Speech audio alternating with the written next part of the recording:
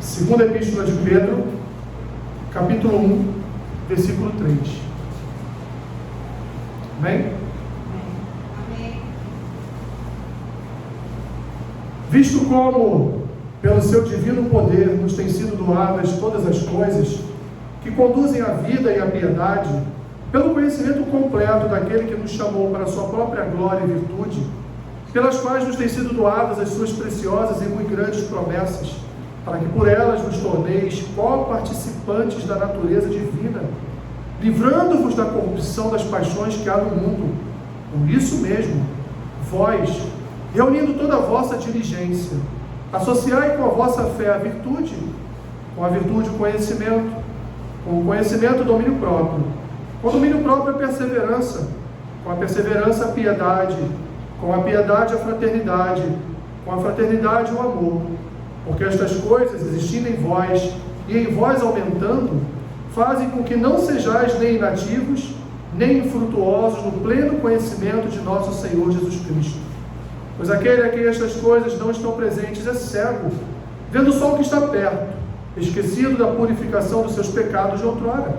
Por isso, irmãos, procurai com diligência cada vez maior confirmar a vossa vocação e eleição, porquanto procedendo assim, não tropeçareis em tempo algum, pois desta maneira que vos será amplamente suprida a entrada no reino eterno de nosso Senhor e Salvador, Jesus Cristo.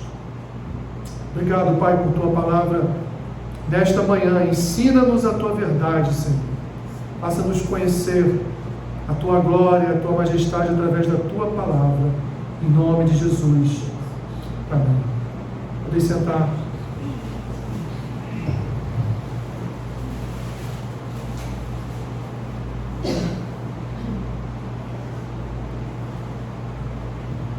Irmãos, quero iniciar com uma pergunta. O que é a vida cristã? O que é viver uma vida cristã? Será que é somente participar de uma comunidade de fé? Será que é ter uma carteirinha de membro? Olha, eu sou membro daquela igreja ali, né? Sou membro 53 daquela comunidade de fé.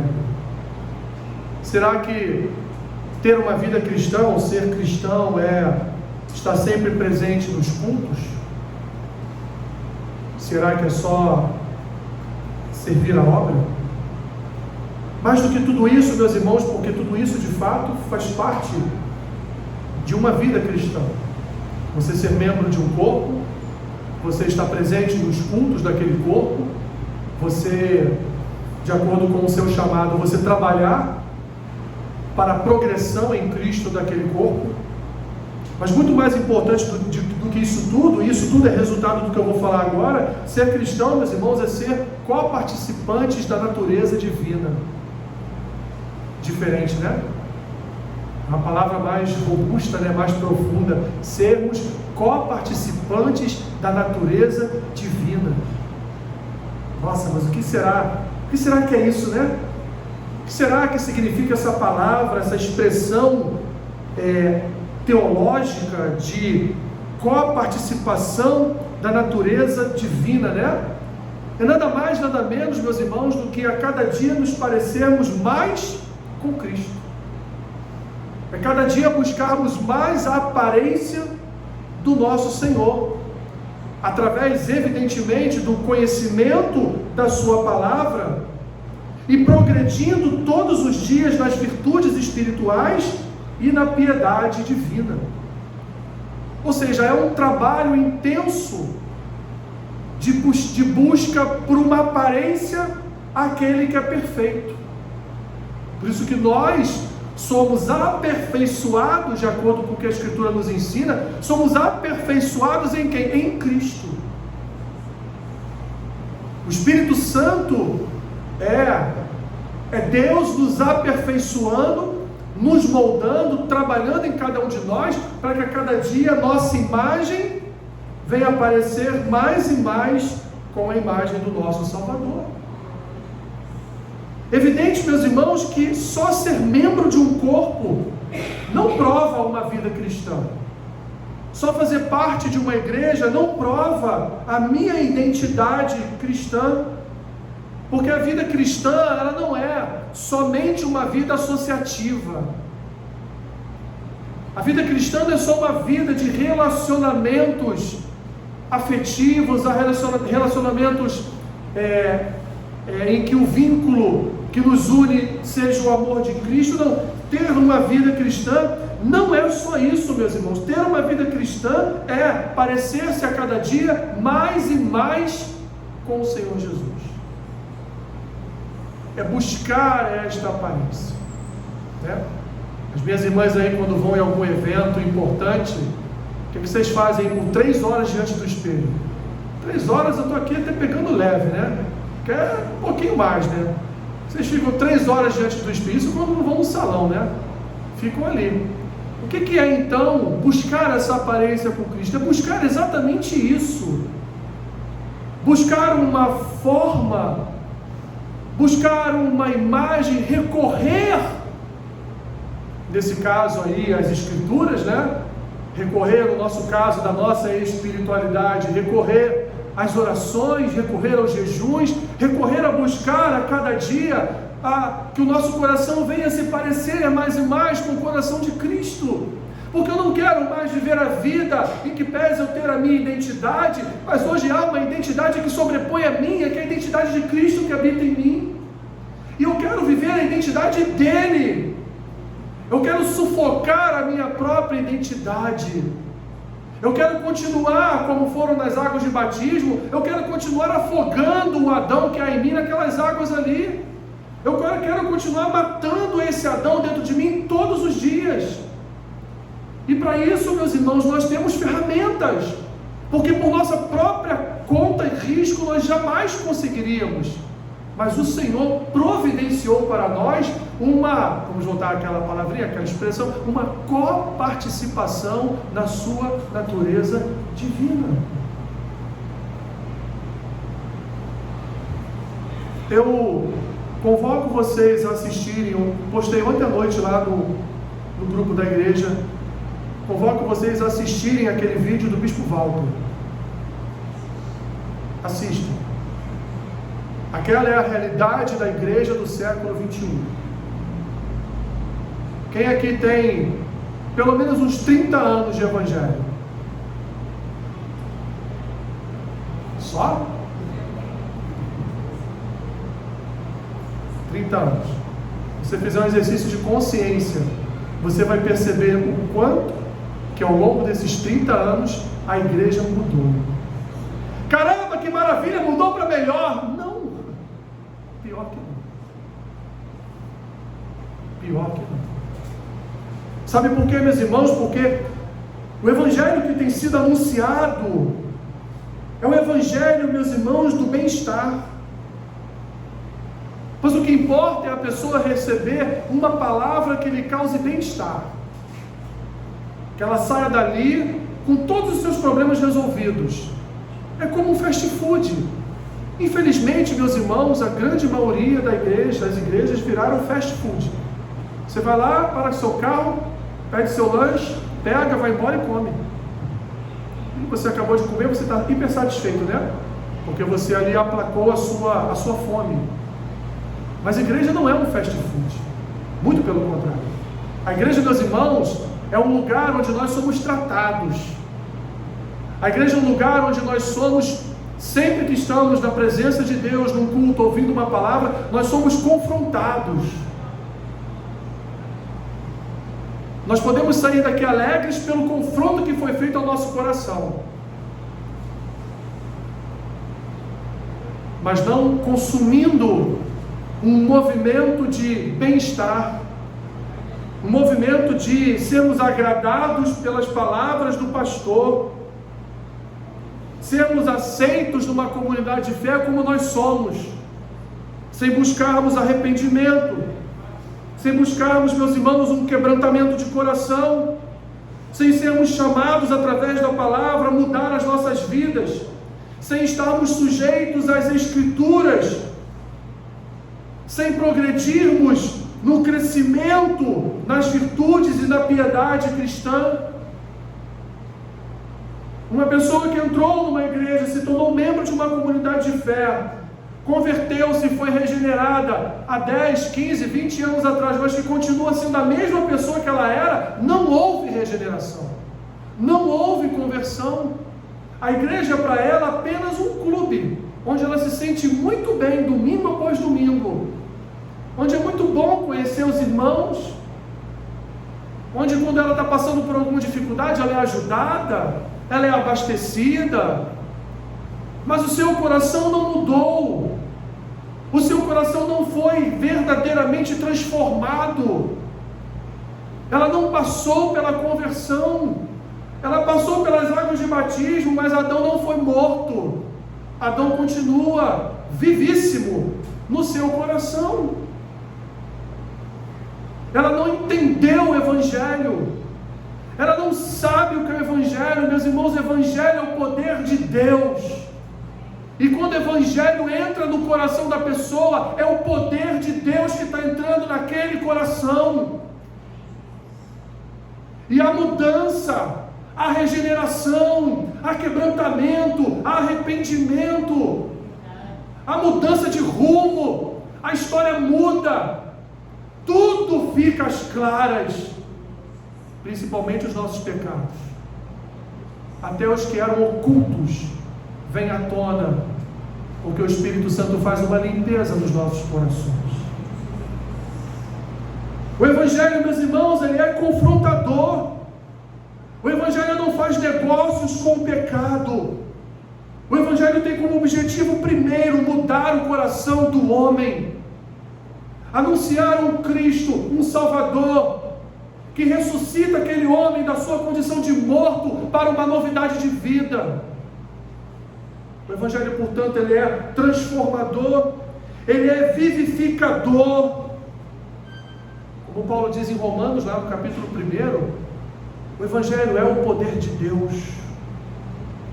Ele é o poder de Deus, e quando o poder de Deus, meus irmãos, desce e opera no coração do homem, o homem não continua sendo o mesmo. Ainda vai ter lá os seus momentos adâmicos, mas há um coração quebrantado, há arrependimento, há choro de arrependimento pelo pecado cometido, há um constrangimento diante do Espírito Santo. São facetas de um coração realmente regenerado. Pedro escreve, meus irmãos, essa sua segunda carta, diante de um cenário de perseguição intensa em Roma, diante de um cenário de um demônio no poder que persegue toda a igreja.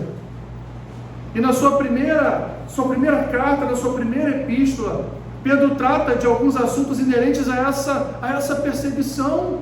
Ele trabalha na fé, ele trabalha na esperança, ele trabalha no sentido de fortalecer o coração daqueles irmãos para que eles resistam de pé, para que eles não neguem a causa de Cristo, para que eles não deixem o Evangelho da salvação de lado, para que eles continuem perseverando, que ainda que eles viessem a morrer, mas morreriam no Senhor.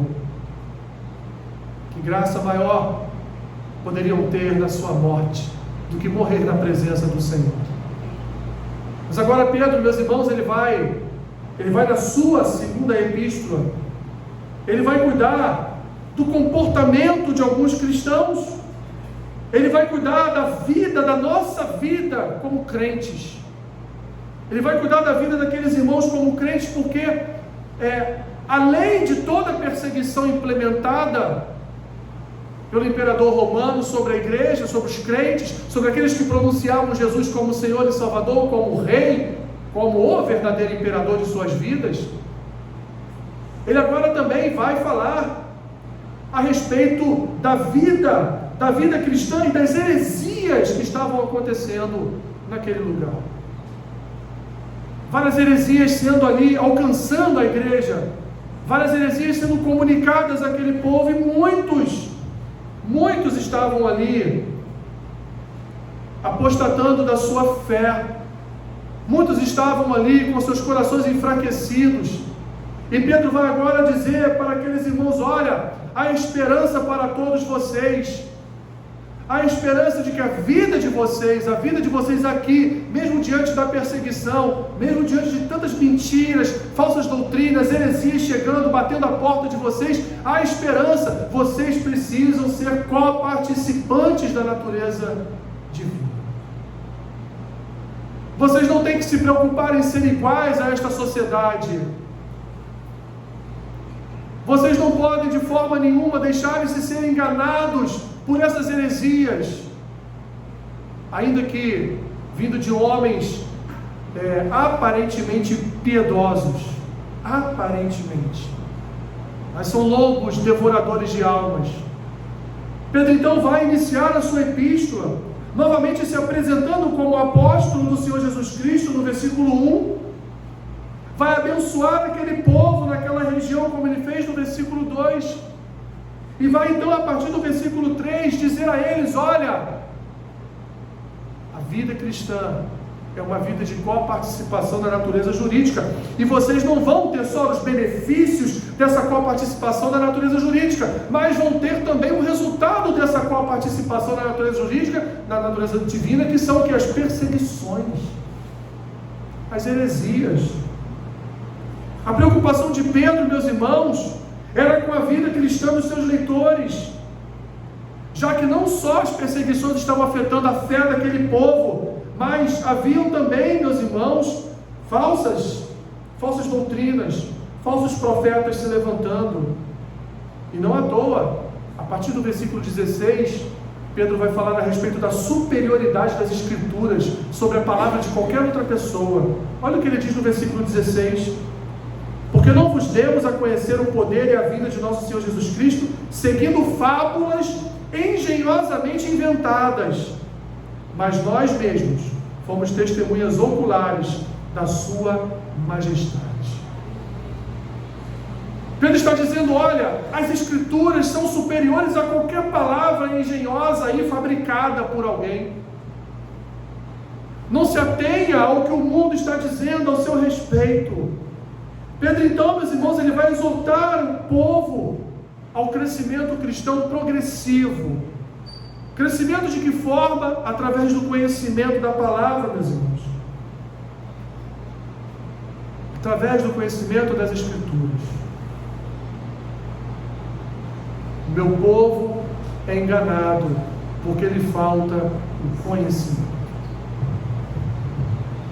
Toda a igreja conhece esse versículo, né? Sabe até o profeta em que está. Qual é o profeta mesmo? Eu esqueci. Hã? Qual é o profeta? Por acaso é Joel? Hein? Dever de casa. Meu povo é enganado porque lhe falta conhecimento.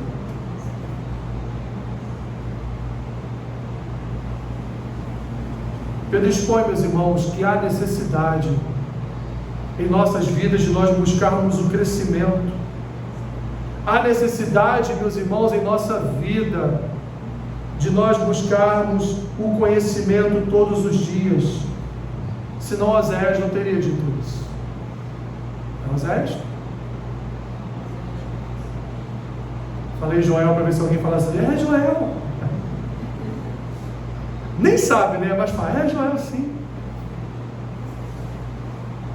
Pedro então expõe essa necessidade, meus irmãos, de nós progredirmos no crescimento através das Escrituras, porque nós só nos livraremos, meus irmãos, das vãs doutrinas, das filosofias deste mundo, dos pecados deste mundo, através da palavra. Não há outra ferramenta, outra fonte de conhecimento que possa nos livrar de tropeçarmos, como ele mesmo diz aqui.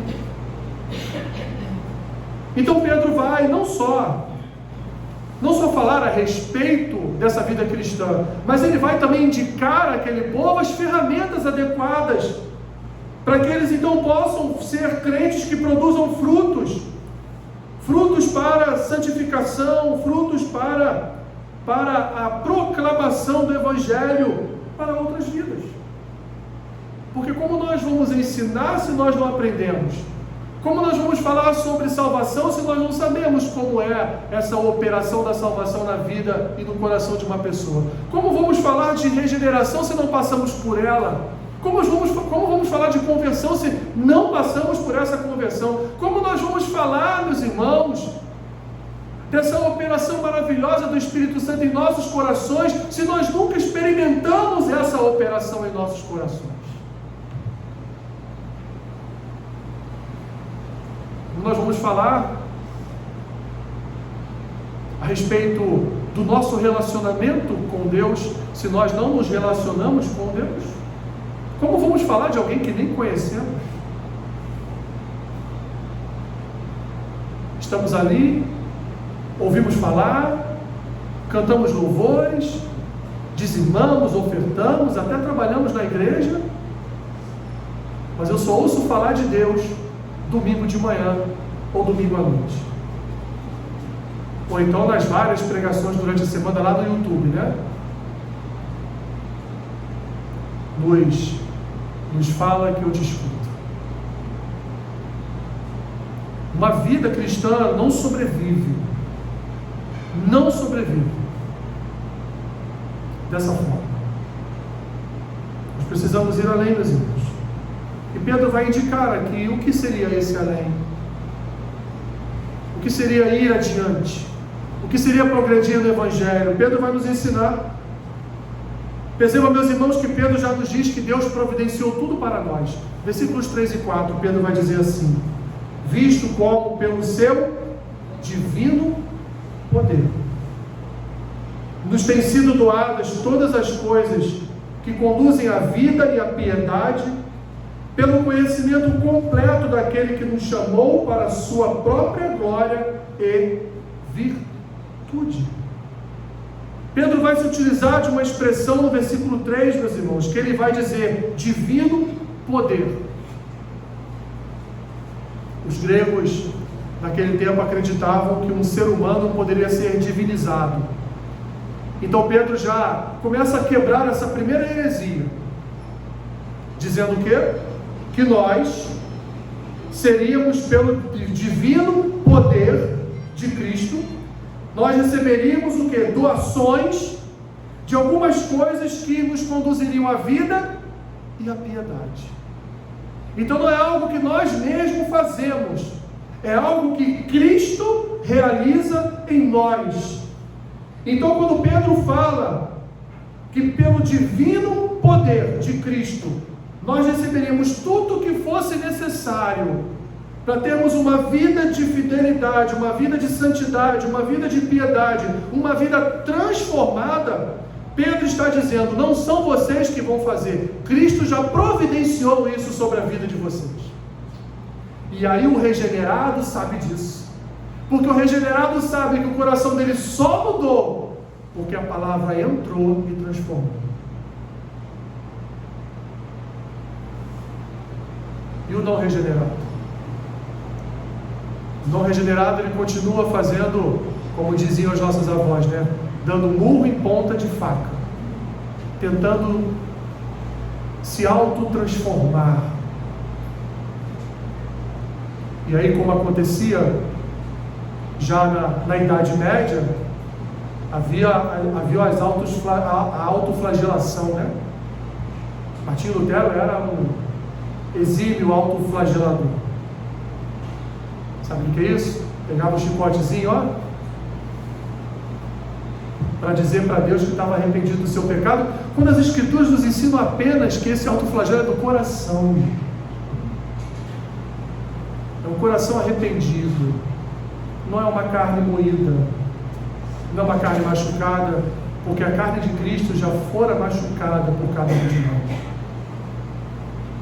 Pedro então está dizendo, meus irmãos, está ensinando que nós já recebemos pelo divino poder de Cristo tudo o que é necessário para nos conduzir a uma vida e a piedade. E recebemos isso da onde, meus irmãos? Recebemos isso da sua palavra. Recebemos isso das Escrituras. Porque aqui, meus irmãos, você não tem um livro qualquer. Isso aqui não é um código civil, isso aqui não é uma Constituição Federal. Isso aqui não é um livro do Augusto Nicodemos, isso aqui não é um livro do Jonas Madureira, isso aqui não é um livro do John Stott, isso aqui não é um livro do John Piper, isso aqui é um livro de Deus, escrito por Deus, traduzido para nós pelo Senhor. Esse é um livro, meus irmãos, que tem poder, que tem autoridade sobre todos os outros livros. Então nós recebemos e vemos, meus irmãos, com os nossos próprios olhos regenerados, que tudo que nós precisamos receber de Cristo, todas as nossas necessidades são supridas no conhecimento do Verbo, no conhecimento do Senhor Jesus. E sem esse conhecimento, certamente, não há regeneração, não há conversão, não há vida cristã. Mas Pedro não fala só sobre esse divino poder. Pedro, no versículo 4, meus irmãos, vão usar uma outra expressão também.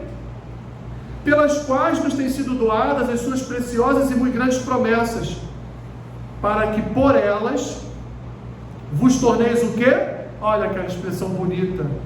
Coparticipantes da natureza divina. E o que essa coparticipação da natureza divina faz? Livra-nos da corrupção das paixões que há no mundo. O divino poder de Cristo manifestado em nós, nos conduzindo à vida e à piedade através da sua palavra, nos faz o quê? Coparticipantes da sua natureza divina. E somente nesta coparticipação, conhecendo as Escrituras, recebendo o poder de Deus através das Escrituras, é que nós estaremos o quê? Libertos das paixões que existem neste mundo. Não há outro caminho, meus irmãos. Não há autoflagelação. Não há promessas. Pode andar daqui até Aparecida, de Aparecida até lá o norte, lá onde o nosso irmão Lucas está. Tu pode fazer quantas andanças você quiser, mas não é o seu andar que vai transformar. Você pode fazer todo o esforço do mundo, mas não é somente o seu esforço que vai te libertar de um pecado. É o poder divino. É a coparticipação na natureza divina. Pedro nos apresenta aqui, meus irmãos, a possibilidade de participarmos dessa natureza divina. E ele vai dizer, através das promessas, muito preciosas e grandes promessas. Que promessas são essas, meus irmãos? Onde essas promessas estão? É o pastor Alessandro que traz essas promessas todo domingo? Eu até falo delas, mas não são minhas. As promessas estão aqui. Todas elas elencadas aqui, nesse livro que é o próprio poder divino de Deus, nesse livro que nos ensina a participarmos ou coparticiparmos dessa natureza divina. E vejam, meus irmãos, nós não temos essa natureza divina, nós coparticipamos dela, mas só por causa da palavra, porque a palavra de Deus nos garante esta coparticipação em Cristo. Tudo é pela palavra. É pela palavra, meus irmãos, que nós recebemos todos os benefícios e privilégios para uma vida com Deus. Ou seja, o progresso da vida cristã se torna possível e prático por meio de dois fatores: pelo poder de Deus e pelas promessas de Deus. E o divino poder de Cristo e as promessas de Cristo estão onde? Na sua palavra. A partir daí, experimentando o poder divino de Cristo, coparticipando da sua natureza divina, o que vai acontecer então conosco? Pedro vai dizer do versículo 5 ao versículo 9, ele vai dizer, por isso mesmo, vós, reunindo toda a vossa diligência. O que seria essa diligência, meus irmãos? Seria eu dar murro em ponto de faca? Seria eu me autoflagelar? Seria eu tentar fazer as coisas com a minha própria diligência? Não. Essa diligência é conhecer as Escrituras. Essa diligência é ter uma vida piedosa. Essa diligência é se relacionar com Deus através das orações, dos jejuns. Essa diligência é ser membro do corpo de Cristo. Essa diligência é ser misericordioso. Por isso mesmo, vós, reunindo toda a vossa diligência, associai com a vossa fé a virtude, com a virtude o conhecimento, com o conhecimento o domínio próprio, com o domínio próprio a perseverança, com a perseverança a piedade, com a piedade a fraternidade, com a fraternidade o amor. E aí ele vai resumir: porque estas coisas existindo em vós, e em vós aumentando, fazem com que não sejais nem inativos, nem infrutuosos no pleno conhecimento de nosso Senhor Jesus Cristo. Pois aquele a quem estas coisas não estão presentes é cego, ele não é um regenerado, vendo só o que está perto, esquecido da purificação dos seus pecados de outrora. Pedro convida o povo aqui ao zelo, meus irmãos, zelo por sua vida cristã. Você zela por sua vida cristã? Você zela por sua comunhão com Cristo? Você é diligente, você cuida, porque não basta só nascer de novo. Imagina se toda criança nascesse e não crescesse. Nem estaríamos aqui, né? Aliás, nem existiríamos. Porque desde Adão e Eva, porque desde Caim e Abel, seriam apenas 2 bebês. Não é?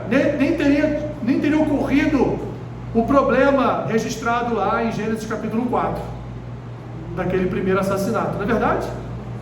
Então, o bebê nasce, e ele é alimentado, e ele se fortalece, e ele cresce, e ele aprende a falar, ele aprende o que é certo ou errado, ele aprende a caminhar, ele fala as suas primeiras palavras, e assim ele vai progredindo, ele vai crescendo. Assim é a nossa vida cristã, meus irmãos.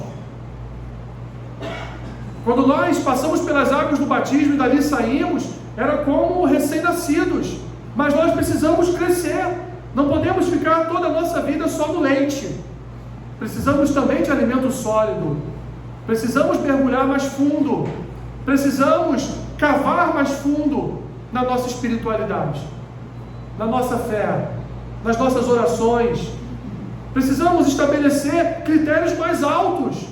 Você faz planos para a sua vida? Faça planos para a sua vida espiritual também. Não faça só planos para a sua vida, de ter uma casa, de ter um carro, de passar num concurso público, disso, daquilo, de ver os seus netos crescerem, de ajudar a sua família. Não! Faça planos individuais, faça planos com o Senhor, faça planos de crescimento na sua vida espiritual. Porque a inércia afoga, a inércia mata.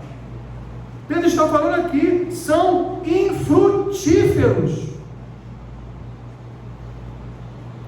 são inativos.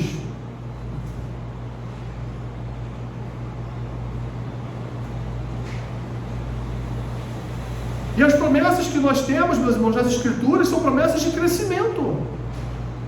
O que Paulo fala a respeito do alvo?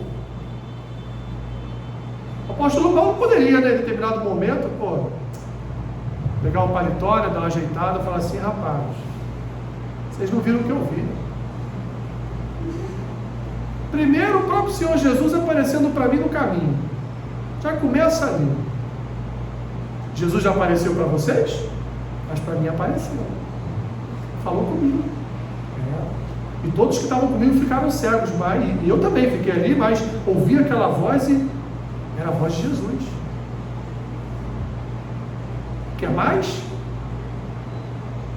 Eu fui até o 3º céu. Eu não sabia nem que tinha o 1º e o 2º, que dirá o 3º. Vi coisas inescrutáveis.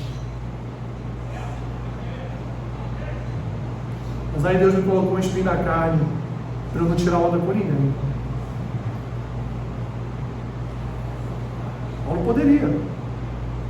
Paulo poderia dizer: olha, já fiz demais, né? O que ele fala aos Filipenses? Muito melhor. Ai, como eu queria estar com o Senhor. Mas se eu estou aqui ainda, é porque Deus está me dando trabalho para fazer, eu tenho que fazer. então eu vou continuar fazendo meu trabalho até o último dia da minha vida. Paulo olhava sempre para o progresso. Meus irmãos, percebam, o apóstolo estava preso. Ele poderia dizer o quê? Ah, cara, eu não vou escrever mais carta nenhuma não. Para que eu vou escrever carta? Eu estou preso, né? Como essas cartas vão chegar às igrejas? Olha lá, Timóteo, né? Olha a carta aqui de Paulo para vocês. Paulo? Não, Paulo está preso, cara. Falei carta de Paulo? Falei carta de um preso. Se Paulo fosse tão de Deus assim, não estaria preso. Tem igreja que fala isso. Se você fosse crente de verdade, você não estaria doente. Se você fosse crente de verdade, você não usaria óculos. É isso. Se você orasse mais, você não teria problemas na sua família. Ou vocês nunca ouviram isso por aí?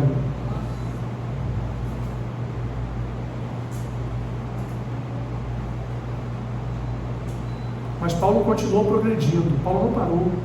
Pelo contrário, Paulo trabalhou mais quando estava preso do que quando estava solto. Quando estava solto, ele só apanhava, né? Pelo menos agora preso, ele não está mais apanhando. Está lá dentro da casinha, escrevendo lá as cartinhas dele, né? Pelo menos não estava mais apanhando. Mas depois daquilo ali, ele foi decapitado, né? Então assim, não sei o que seria menos pior, né? Tomar chibatada do gato de 9 caudas ou morrer decapitado. Enfim, voltando para Pedro. Pedro, meus irmãos, Pedro progrediu na sua fé. O que Pedro está ensinando aqui foi tudo o que ele passou. Lembra de domingo passado? Pedro, tu me amas? Pedro, tu me amas? Pedro, tu me amas? Pedro passou por todo este processo de crescimento. Pedro não parou, Pedro não ficou estagnado, Pedro continuou. E meus irmãos, nós precisamos continuar. Nós não podemos achar que está tudo bem. Nós não podemos achar que, não, a minha vida espiritual está boa, eu tenho meus horários lá de devocional, de oração, eu oro muito pela minha família, e papapá, tititi, né? Não, nós não podemos pensar dessa forma. Nós temos que pensar em progredir. Porque quem para se torna inativo, quem para se torna infrutífero. Imagine vocês, meus irmãos, se toda árvore não passasse pelos processos necessários a cada período para ela gerar novos frutos. A gente precisa de momentos de sequidão, a gente precisa de momentos de muito sol na cabeça, a gente precisa de momentos de inverno, a gente precisa passar por momentos em nossas vidas para nós frutificarmos, para nós gerarmos frutos. Então o que Pedro está dizendo para esses irmãos é: progridam na fé. Deus já concedeu a vocês tudo o que vocês precisam, o poder divino, a coparticipação em Cristo. Então agora sigam em frente.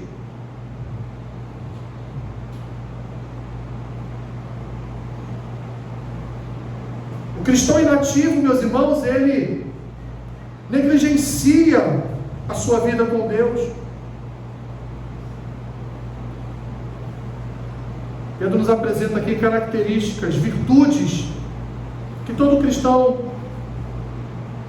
precisa ter, porque são frutos produzidos em sua vida: domínio próprio, perseverança, piedade, fraternidade, amor, que é o principal de todos, é o principal e maior dom.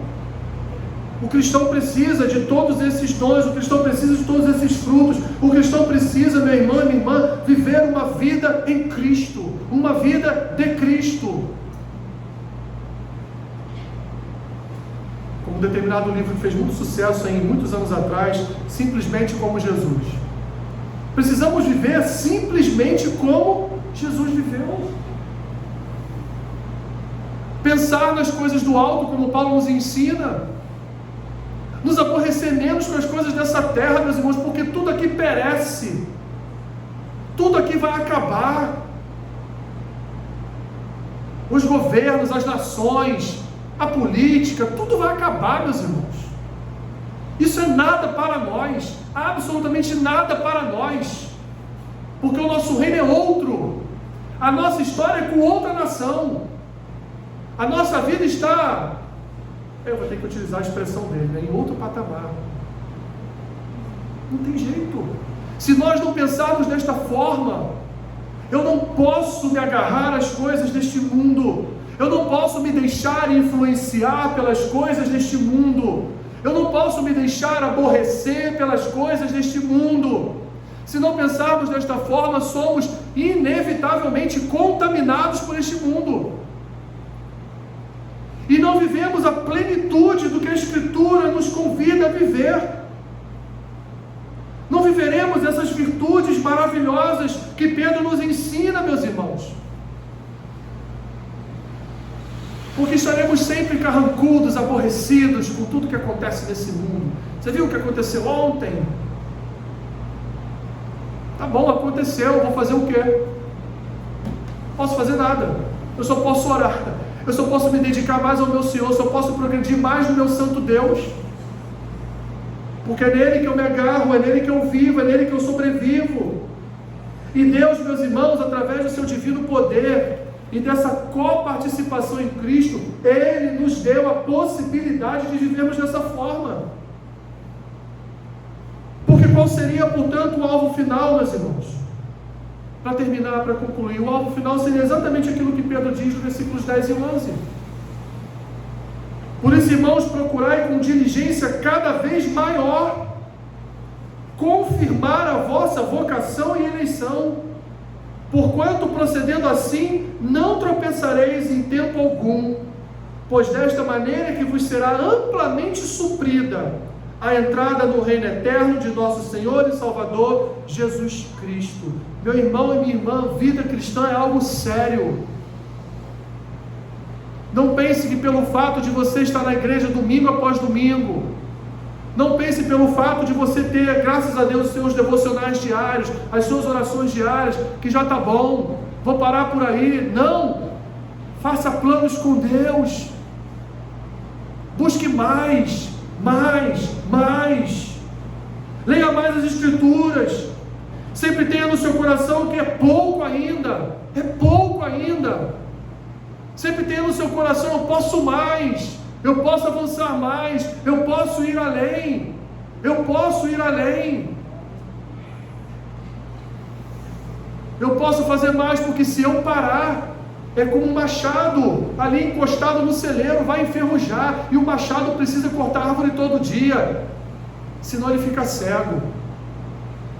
A tua faca que tu corta a carne na tua casa lá, deixa ela um mês parada dentro lá da tua gaveta para tu ver, se você não vai ter que afiá-la de novo. Nós somos assim. E meus irmãos, não é só uma questão de diligência, não, é uma questão de desespero. Nós precisamos desesperadamente de Deus. É uma questão de desespero mesmo. É uma questão de saber: eu só respiro por causa de Deus. Eu só fui eleito por causa de Deus. Eu só estou numa igreja por causa de Deus. Não é por minha causa. Porque se fosse por minha causa, eu estaria na praia agora. Eu não estaria aqui. Eu estaria dormindo lá no meu ar-condicionado gelado no quarto. Acordaria meio-dia. Veria uma boa partida da Premier League. E depois esperaria o final da Supercopa do Brasil, né? Não estaria aqui às 8 da manhã assistindo a EBD com a irmã Solange. Não estaria aqui agora pregando para vocês. Se dependesse do meu coração, nem aqui eu estaria. Como eu disse para vocês lá no início, os nossos planos às vezes são outros. Não estaria aqui. Não pare na sua vida cristã, meus irmãos. Não espere vir tribulação, não espere vir perseguição, não espere vir uma doença, não espere vir um problema na sua família. Busque a Deus todos os dias, como se você fosse a pessoa que mais tem problemas nessa vida. E nós temos mesmo. Ou se temos. Busque a Deus. Pedro não está, meus irmãos, ensinando aqui que a nossa salvação vai ser obtida através das obras. Mas o que Pedro está fazendo, está lembrando aquele povo que eles precisavam desenvolver o caráter de Cristo, porque é somente uma vida com o caráter de Cristo desenvolvido nela, é a prova ou é a evidência de que verdadeiramente aquela vida é uma vida em Cristo. É uma vida cristã. Pedro também não está dizendo que nós não vamos falhar. Nós vamos errar, meus irmãos, vamos falhar. Nós vamos inevitavelmente pecar. E é por isso que eu falei desse desespero. É por isso que eu falei desse desespero. Porque o nosso coração é enganoso. Via de regra, ele não quer seguir a voz de Deus. Via de regra, ele não quer seguir a sua palavra. Ele não quer.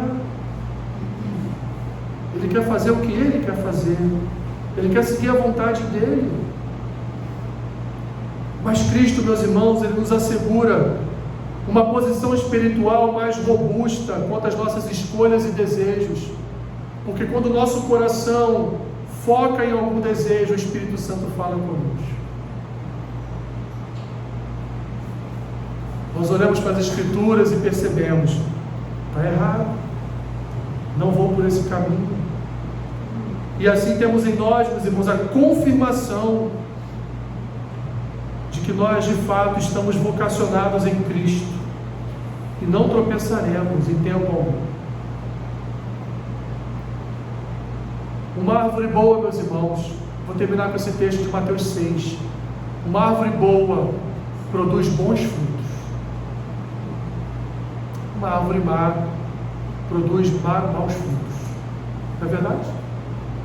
As palavras de Jesus em Mateus 6, ainda no Sermão do Monte, são certeiras. Uma árvore boa pode produzir frutos ruins?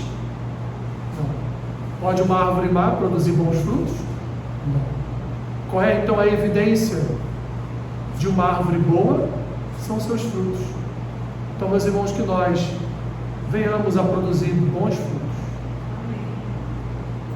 Que o Espírito Santo nos conduza a produzirmos bons frutos. Frutos de arrependimento,